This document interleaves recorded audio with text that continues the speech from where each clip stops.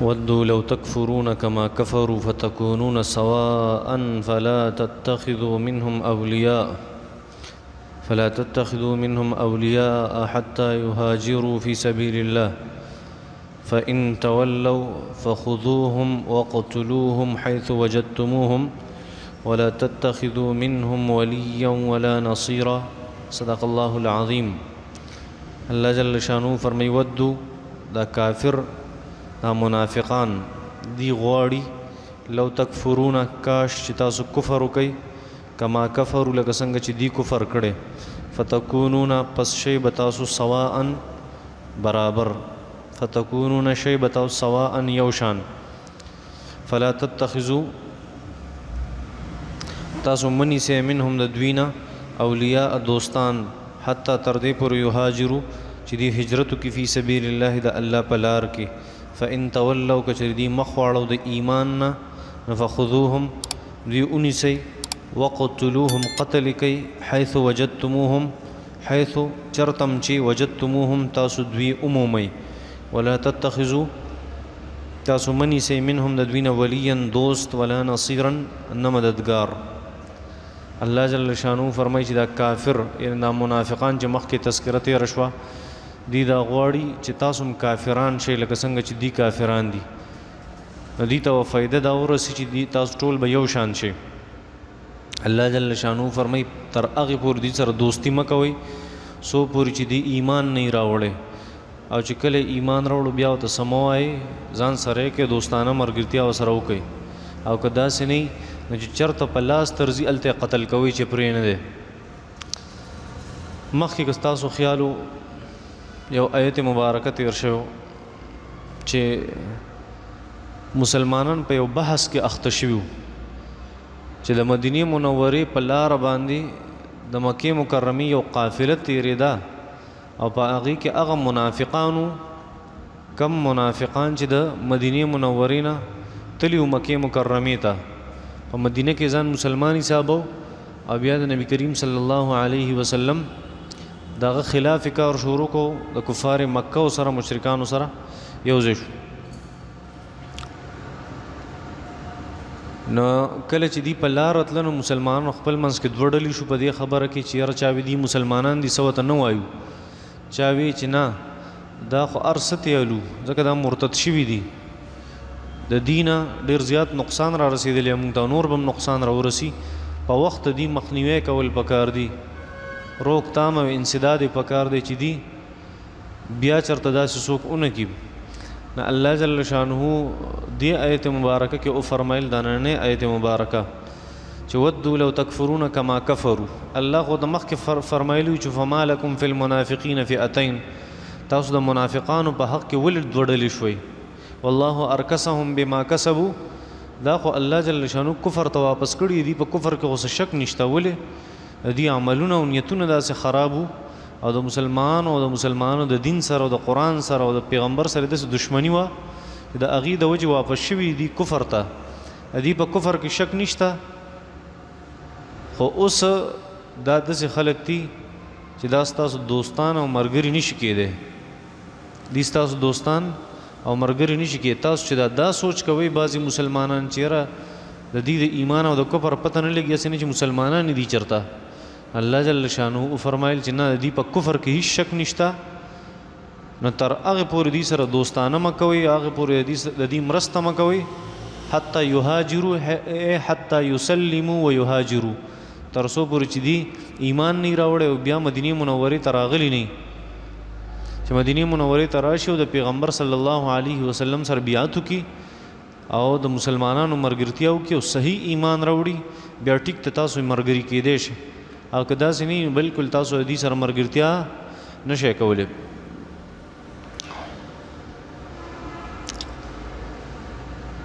دا الله جل شانو دلته د دې خبرې تذکره وکړه چې حتی یهاجروا فی سبیل الله چې دې څو پورې هجرت نه کړي تاسو دې سره مرګرتیا مکوئ. خدا هجرت الله جل شانو فی سبیل الله ذکر د فی سبیل الله نه مراد صرف دا نه دی چې صرف د مکې نه بدی مدینې ته هجرت کوي دا خو د هغه وخت سره خبره وه.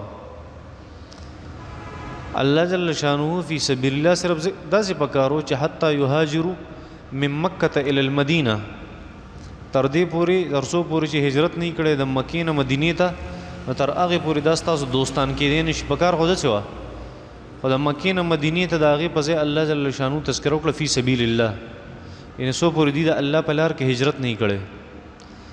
نو داسې مطلق لفظ الله جل شانه ذکر کو چې دا په هر زمانه باندې فټ کېږي. نو هجرت دا په دوه قسمه باندې د نبی کریم صلی الله علیه وسلم په زمانه کې چې نبی کریم صلی الله علیه وسلم کله د مکې نه هجرت کو مدینه منورې ته، نو هجرت په مسلمانانو باندې فرض یا چا چې به ایمان راوړو په هغه باندې هجرت فرض عین او فرض عین. بیا چې کله مکه فتح شوه، نو دا فرضیت فرضواله د هجرت ختم شو. کله چې مکه فتح شوه، نو بیا فرضیت ته هجرت ختم شو، او نبی کریم صلی الله علیه وسلم د فتح مکه په موقع باندې کله چې مکه فتح شوه، په هغې موقع باندې نبی علیه السلام صفا و فرمایل چې لا هجرت بعد الفتح ولكن جهاد ونیه، چې د مکی د فتح نه پس اس هجرت نشته، که سپاتی نو هغه جهاد دی او نیت دی. هغه هجرت والا قصه اوس ختمه شو. نو دا خو هغه هجرت کم چې خاص هجرت و نبی کریم صلی الله علیه وسلم او د صحابه کرامو چې درجه د فرضیت لرله. اوس نبی کریم صلی الله علیه وسلم فتح مکه کې اعلان وکړ چې اوس هجرت ختم شو، او بیا یو بل قسم د هجرت پاتې شو. هغه هجرت ته ګناهونو نه هجرت ته، د خطاګانو نه هجرت ته، د هر هغه څیز نه خپل ځان لرې کول دي، هجرت کول دي د هغې نه چې کومه نافرمانی د الله جل شانه، کم چې د شریعت خلافي کم کار، د هغې کار نه لرې کېدل دغه ته اصل هجرت وي. او دغه نبی کریم صلی الله علیه وسلم او فرمایل په خپلو احادیثو مبارکو کې چې والهجرة من هجر ما نهى الله عنه، هجرت دی ته وایي چې ته د الله جل شانه د څه نه منع کړی، بس د هغې نه هجرت وکړه. بل روایت کې راځي چې هجرت څه شی دی؟ من هجر الخطایا والذنوب، کم سړی چې هجرت ته خطاګانو نه او د ګناهونو نه وکړي، دا هجرت دی اصل بهترین هجرت دی. نو هغه کم مصطلح او کم خاص هجرت چې د فتح مکې پورې و، د فتح مکې نه پس د قیامت ته ورځې پورې چې کم هجرت باقي دی، هغه کم هجرت دی د ګناهونو نه خپل ځان لرې ساتل، دغه هجرت چې کم ځای کې ګناه کېږي د هغې نه لرې اوسېدل. او دغه د مؤمن صفت هم دی. الله جل شانو په سورې فرقان کې دې تذکره کړې چې زما بندګان د هغې 12 صفتونه دي. یو صفت پکې دا دی چې والذین لا یشهدون الزور واذا مروا باللغو مروا کراما، دی به د ګناه ځای ته نه ورځي، بس د عباد الرحمن د الله جل شانه د بندګانو چې الله ورته خپل بندګان ویلي دي. ګوره الله جل شانه چې کله په محبت کې راشي که نه، ډېر په محبت کې، نو هغه به د خپل بنده دپاره د لفظ یو لفظ استعمالوي، عبد. څه؟ عبد، عباد. نبی کریم صلی الله علیه وسلم چې کله بره اسمانون رتلو د معراج چې کومه واقعه ده، نو هغه واقعه هغې ته لږ وګوره، د نبي علیه صلات وسلام نوم نه دی ذکر شوی، دی ورته نه دی ویلي چې زما پیغمبر، هلته لفظ ذکر شوی زما بنده. سبحان الذي اسرى بعبده ليلا من المسجد الحرام الى المسجد الاقصى، پاکی د هغه ذات لره چې خپل بنده محمد رسول الله صلی الله علیه وسلم خپل بنده هغې د بیت الله شریف نه د بیت المقدس پورې د شپې په لږه شانتي حصه کې بوتلو، پاک دی هغه ذات. نو سبحان الذي اسرى بعبده، د الله جل شانو خپل محبت ذکر کوي چې دا د محبت ملاقاتو د الله جل شانو. او بیا د بیت المقدس نه چې کوم اخوا سفر شوی دی د الله جل شانو پورې، نو په هغې کې هم الله جل شانو په سورة النجم کې واقعه ذکر کړې ده، والنجم اذا هوى ما ضل صاحبنا وما غوى وما ينطق عن الهوى إن هو إلا وحي يوحى علمه شديد القوى ذو مرة فاستوى وهو بالأفق الأعلى ثم دنا فتدلى فكان قاب قوسين أو أدنى فأوحى إلى عبده ما أوحى. الله جل شانو خپل بنده ته وحی وکړه. دا معراج واقعه الله ذکر کوي. فكان قاب قوسين أو أدنى فأوحى إلى عبده ما أوحى ما كذب الفؤاد ما رأى أفتمارونه على ما يرى ولقد رآه نزلة أخرى. دا ټول واقعه دغل تم چې لفظ ذکر شوی د الله د محبت چې د خپل بنده سره د محبت اظهار کوي نو بنده لفظ عبد لفظ ذکر کوي عبد. الله جل شانو په سورې فرقان کې الله جل شانو د خپل بندګانو 12 صفاتونه ذکر کړي. زما بندګان چې زما سره محبت کوي کم خلک دی عباد الرحمن الذين يمشون على الأرض هونا وإذا خاطبهم الجاهلون قالوا سلاما. ټول تذکرہ کړي بیا وروسته الله جل شانو فرمایي زما بندگان هغه خلک دي چې یو صفت په کې دامي والذین لا یشهدون الزور چې دی به د ګناه مجلس ته نه حاضرېږي. واذا مروا باللغو مروا کراما کله چې د ګناه پس یو ځای باندې تیریږي ډېر په عزت په تیریږي د ګناه ځای ته به ودرېږي نه. دا د الله جل شانو د بندگانو صفات دي چې کوم خلکو سره الله محبت کوي. نه خبره مې دا ذکر کوله چې د ګناه نه خپل ځان لرې ساتل دا هجرت پاتې شوی دی. نبی علیہ السلام مبارک فرمایل من هجر الخطايا والذنوب ځان د ګناهونو او خطاګانو نه لرې ساتل دې ته هجرت وي. دغه هجرت ته فتح مکې نه پس پاتې شوی دی. دا اصل هجرت. خو دلته چې الله جل شانو د کم هجرت تذکره کړې هغه مصطلح او خاص هجرت ته چې د مکې نه مدینه منورې ته دی. الله جل شانو فرمایي کم منافقان چې ستاسو نه تښتېدلي دي چې دوی څو پورې واپس نه راغلي هجرت یې نه کړی هغې پورې دا ستاسو دشمنان دي او دوی سره دوستي ونه کوي. هغه که ایمان یې راوړو او هجرت یې وکړو نو بیا ورسره تاسو دوستي کوئ او که مخې واړو نو بیا چېرته میلاویږي دا منافقان قتلوئ. نو مطلب دا یا صحابه چې دوه ډلې شوي د منافقانو باره کې نو کم خلک چې دا خبره کوي چې دغه منافقان کافر دي او وژنو او نه پرېږدو هغه په حق باندې دي. دا مطلب شو.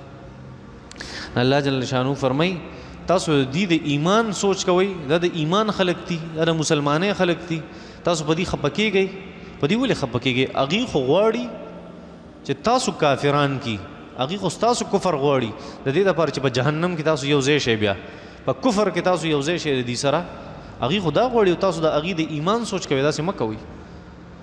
الله جل شانو فرمایي ودو دا منافقان غواړي لو تکفرونه کاش چې تاسو کفر وکئ کما کفرو لکه څنګه چې دی کافران شوي دي فتکونون سوا نو تاسو به یو شان شئ. فلا تتخذوا منهم اولیاء تاسو منیسئ د دینه دوستان حتی تر دې پورې یهاجروا فی سبیل الله چې دی د الله جل شانو په لار کې هجرت وکړي. دا فی سبیل الله د الله په لار کې یا د الله د رضا دپاره دا مطلق لفظ ذکر شوی دی. مطلب دا چې هجرت په دوه قسمه دی. صرف هغه هجرت نه وکړم چې د مکې نه مدینې ته و بلکې یو بل هجرت هم دی د ګناهونو نه هجرت کول.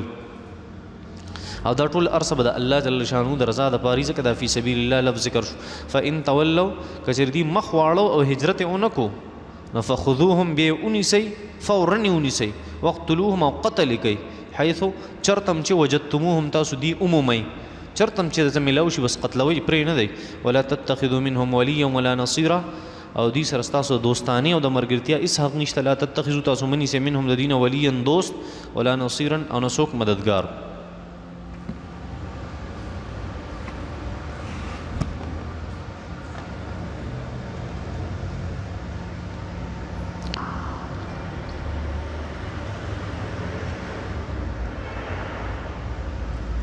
الحمدلله.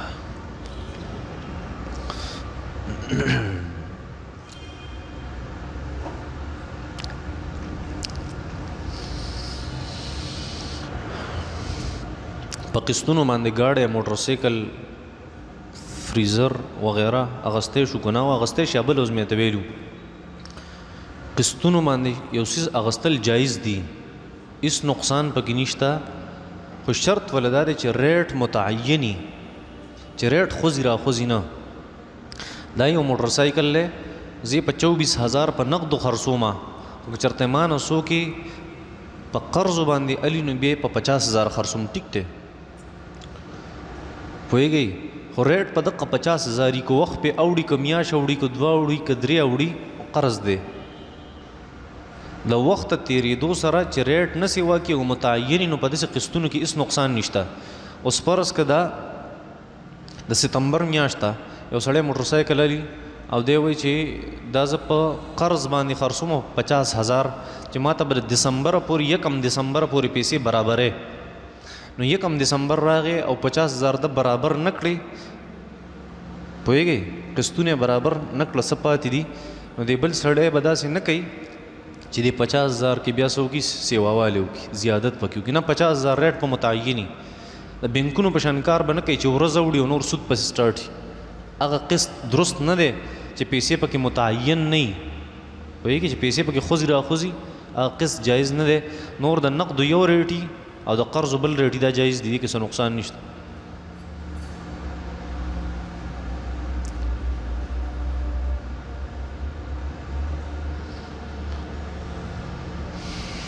دی وایي چې موږ د دوایانو دکان کې کار کوو او په دوایانو باندې ریټ کله نه لیکلی او کله پې لیکلی نو موږ پې خپل یو پرایس لیبل ولګو پرایس لیبل. نو داسې کول درست دي که نه؟ دا داسې ناروا دي داسې نه دي کول پکار ښه چې په هغې باندې ریټ یو لیکلی او ته پې د پاسه بل لیبل ولګې دا خو دوکه ده.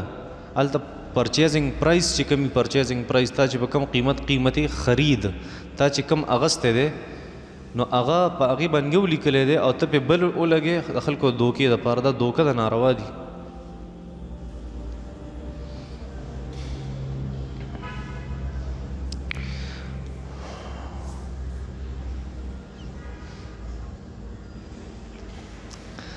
دی وایي چې د سکول استادان حرامه تنخواه لي 3 میاشتې چوټیانې په کال کې د کرونا د وجې نه 6 میاشتې چوټیانې وکړي ریټایرمنټ نه پس فری پنشن لي هېڅ محنت نه کوي کور کې ناسي.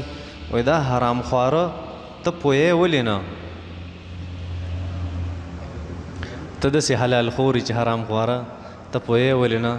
مسلمانه که د سکول استاز کار کوي یاد ساتي ځان سره یو خبره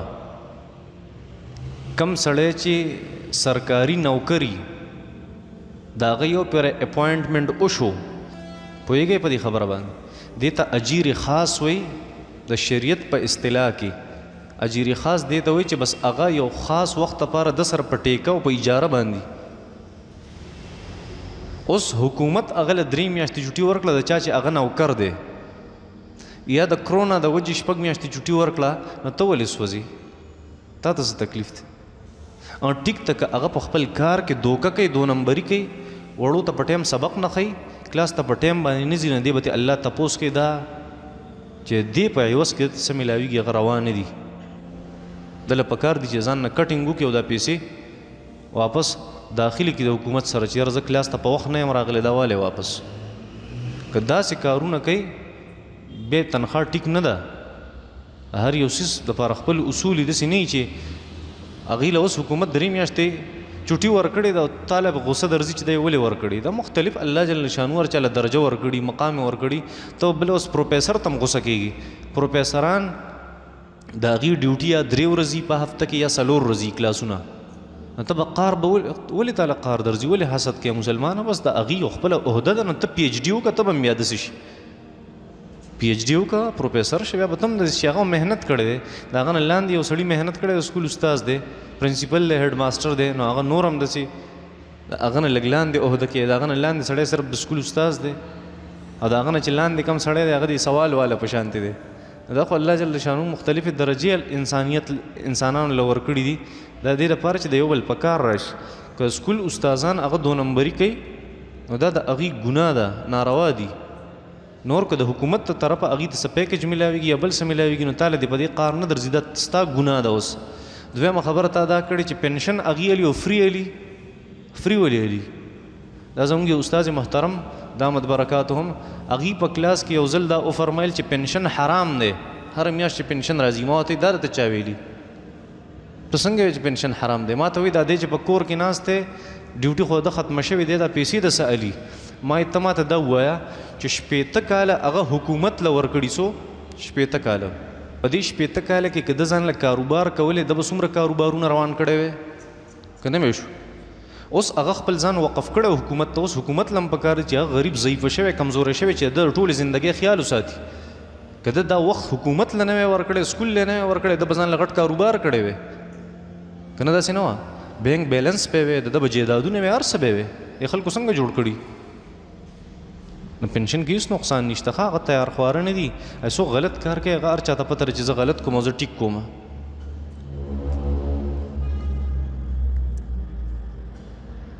حکومت هټول په سود باندې چلیږي نو د هغې چې څونه سرکاري نوکران دي نو هغه هم حرام خواره دي او د هغې کمایي حرامه ده. ولې حرامه ده؟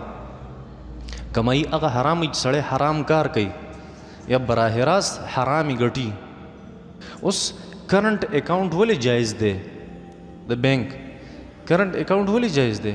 وجه د هغې دا ده چې کرنٹ اکاؤنٹ ستاسو ګناه خو په هغې کې نشته. حالانکه کرنٹ اکاؤنٹ هم ناروا دی ظاهري ده ته پیسې ږدي په بینک کې هغه په دې څه کوي په دې پیسو هغه په سود کوي مخکې خو ته خو په دې نه خوشحاله چې زما پیسو دې سود وکړي او نه ته سود کې په خپله باندې ته نه براه راست سود سره ټچې او نه دا غواړي چې سود دې وشي. پوهېږې په دې خبره باندې نو په دې کې څه د حرامو خبره خو نشته.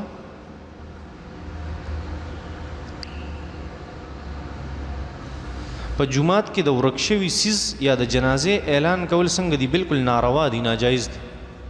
نه به د جنازې اعلان کیږي په جومات کې او نه به د ورک شوي څیز اعلان کیږي. نبی علیه صلات وسلام منع فرمایلی ده. او دویمه خبره دا چې جنازې اعلان په جومات کې خو څه کې بار چې د سپیکرې ګرځي دا هم ناروا دي. نبی علیه صلات وسلام مبارک منع کړي چې د جنازې تشهیر به نه کې جنازه به نه اډورټایز کې چې خلکو ته وایي چې جنازې له راځي. دومره کولی شي په جومات کې یو محله کې مړی شوی دی نو امام له پکار دي چې هغه ووایي چې هلکه پلان کې زموږ په محله کې وفات شوی دعا ورته وکړي او د خپل کسان په جنازه کې شرکت وکړي. داسې درست ده.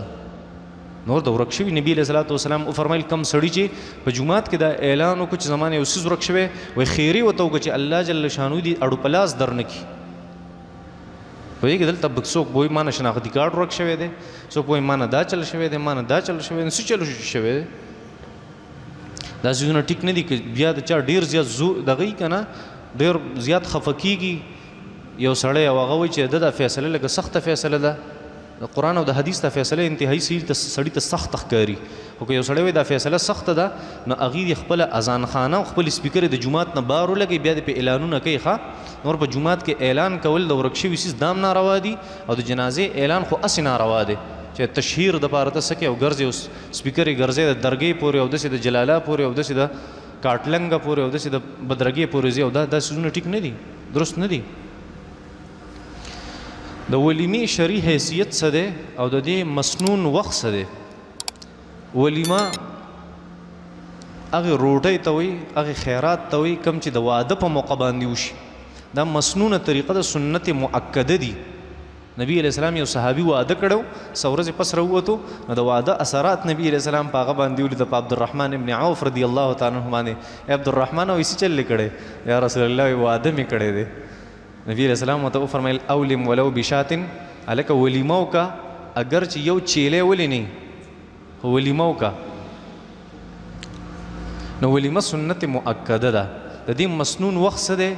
کله چې ښځه خاوند د یو بل سره میلاو شي د هغې نه پس ولیمه پکار ده. د هغې نه مخکې صرف خیرات ته ولیمه نه ده. ښه د ولیمې ثواب نه میلاویږي د خیرات ثواب میلاویږي. زموږ چې کومه طریقه ده درسته نه ده. اول به ښځه خاوند میلاویږي د هغې نه پس په بیا څه کوي ولیمه به کوي. دا صحیح طریقه ده مسنون طریقه.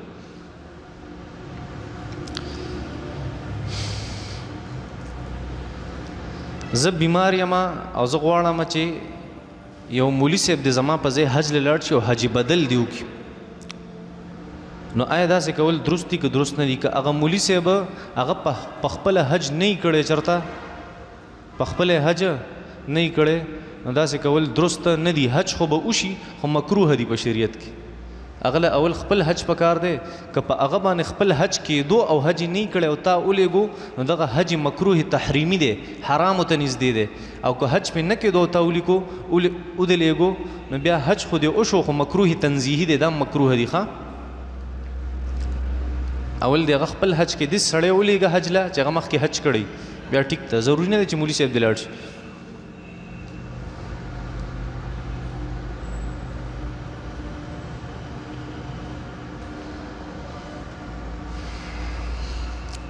ما د یو خپل زوی دپاره په رشته دارو کې د یو جینۍ د هغه سره انګیجمنټ منګني کویدن رشته هغه مې کړې وه خو نکاح نه وه شوې. اوس اختلافات راله نو هغه رشته هغې ووي چې دا مونږ ته منظوره نه ده. اوس د هغې خلاف مونږ په هغې باندې کورټ ته ځو شرعن او قانونا د څه حیثیت دی؟ حیثیت دا دی چې تاسو نکاح نه ده تړلې، صرف کویدن شوي. د کویدن هیڅ حیثیت نشته په اسلام کې، د نکاح حیثیت دی. که نکاح دی وله کړی وی په وخت باندې اوس هغې نکاح نه شوه ماتولی. دا تاسو ته ما بله ورځ وي چې په کویدن کې ګورئ نکاح تړئ، د کویدن هیڅ حیثیت نشته شرعي. د دې نه ډېرې مسلې جوړېږي، هغه یوه مسله پکې دا ده. پوه شئ؟ تا ته هیڅ حق حاصل نه دی، ته کورټ ته لاړ شې، نشته هیڅ حیثیت ستا نشته. اوس ښه زه کاروبار سټارټ کول غواړم، زما سره یو څو آپشنز دي. یو دا چې زه دا پیسې ورکم چاله په رشوت کې او نوکري پې وکړم سرکاري، او یو دا چې زه غټ کاروبار سټارټ کړم یا وړوکی، کومه براله بهتري؟ نه لکه زه کاروباري خو نه یم، خو زه دا خبره دې کړې ده زما چې څونه تجربه ده، زما ذهن چې څه وایي نو د غټې نوکرۍ نه وړوکی کاروبار ښه دی. د غټې نوکرۍ نه وړوکی کاروبار ښه دی، او د غټ کاروبار نه واړه یو څو کاروبارونه ښه دي. د غټ کاروبار نه واړه یو څو کاروبارونه ښه دي. دا زما تجربه ده، تاسو کاروباریان یې، زما نه په دې ښه پوهېږي. یو زنانه د هغې خاوند وفات شوی، هغه چې 4 میاشتې 10 ورځې عدت تېرئ، نه په اسلامي تاریخ پې تېرئ که نه په جنوري فروری مارچ په دې به تېرئ، او که چېرته میاشت په نیمه کې شروع وي نو بیا ګوره یاد ساته چې شریعت فرمای قرآن مجید والذین یتوفون منکم ویذرون ازواجا یتربصن بانفسهن 4 اشهر وعشره. دا هغه میاشتې دي ګوره شریعت چې څومره څیزونه دي هغه متعلق دي په قمري میاشتو پورې. دا چرته هم نشته چې دا اسلامي ده او دا غیر اسلامي ده. اسلامي او غیر اسلامي میاشت نشته. جنوري فروری اسلامي ده او محرم الحرام او سفر دا هم اسلامي ده. اسلامي او غیر اسلامي نشته، دوانه اسلامي دي. تاسو ته مخکې ما دلایل ویلي وو د دې خبرې. خو کوم شرعي احکامات چې متعلق دي هغه په قمري میاشتو پورې، په محرم الحرام، سفر المظفر، ربیع الاول، په دې پسې نه دي نه به حساب کوي، د جنوري فروری نه به حساب نه کوي. او کومه میاشت نیمګړې ده نو د هغې 30 ورځې به پوره کوي. ښه څو ورځې؟ 30 ورځې به پوره کوي د هغې. دقه حساب کتاب